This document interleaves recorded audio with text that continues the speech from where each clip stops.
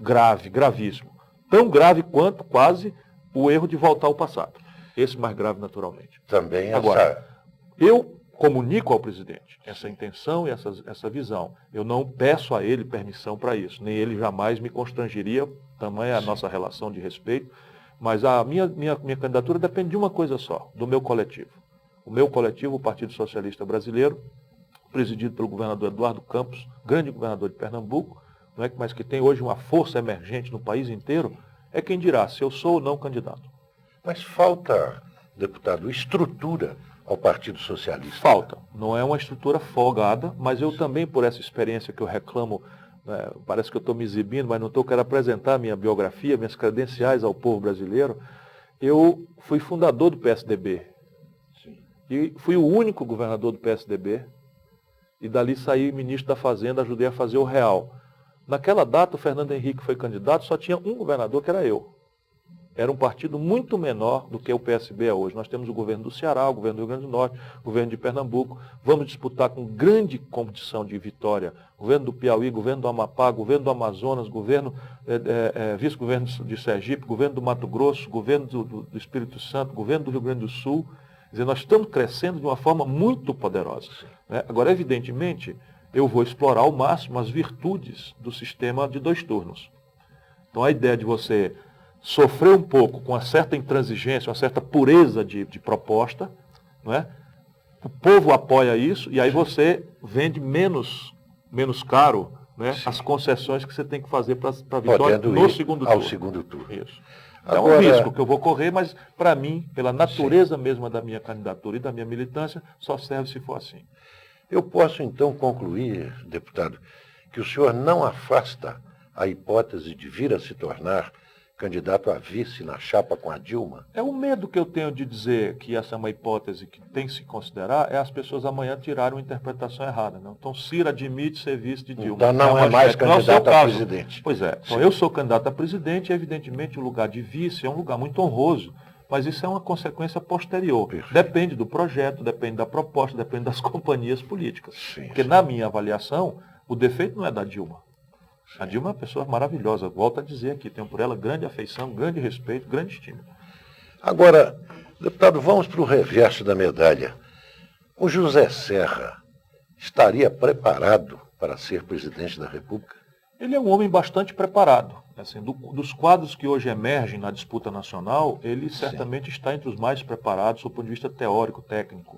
Mas há um problema grave, de novo, de projeto, de circunstância política e de experiência. No caso dele, a experiência indica um homem que é extremamente autoritário, extremamente clandestino no trato com os adversários, de vocação autoritária assustadora. Quer dizer, os seus adversários são tratados como inimigos a serem extintos. E aí a falta de escrúpulo é absoluta.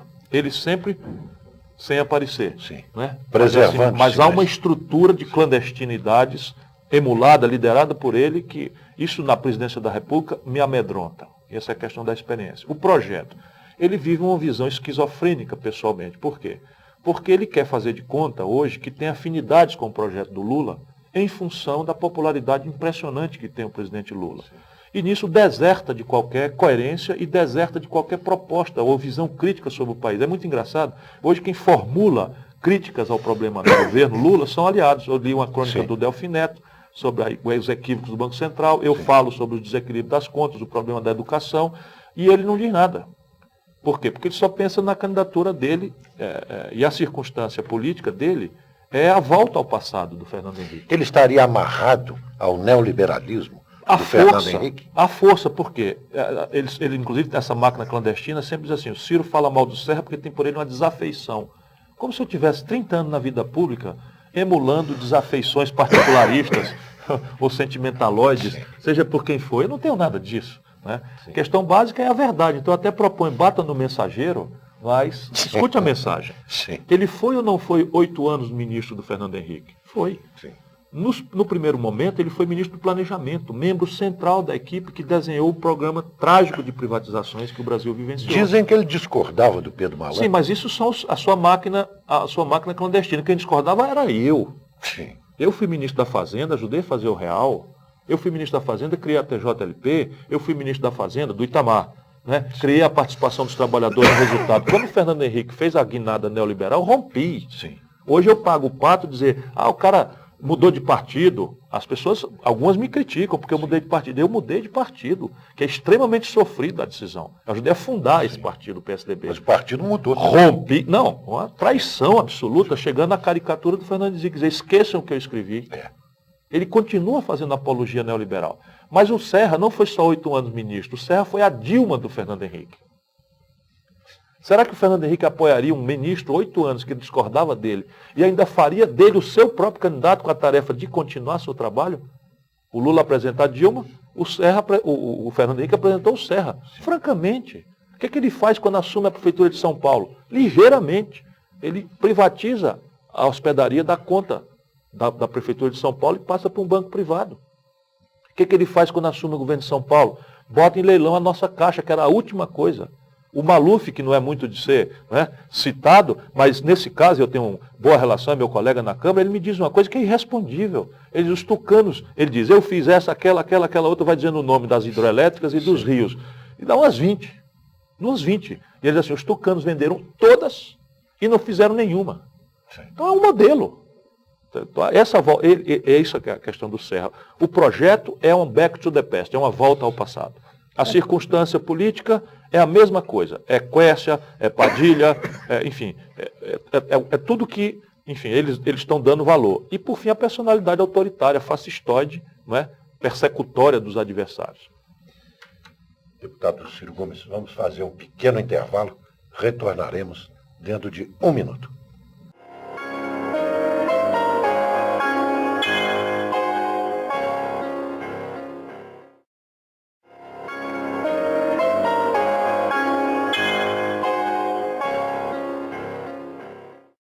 Voltamos aqui no programa Falando Francamente a conversar com o deputado Ciro Gomes. Deputado, presumindo a sua candidatura à presidência da República, presumindo a sua eleição, seria importante a gente discutir o que fazer, quer dizer, discutir o futuro e não ficarmos aí brigando com o passado. Sem dúvida. O senhor já tocou bem nesse ponto. Eu pergunto, a política externa do presidente Lula é muito elogiada.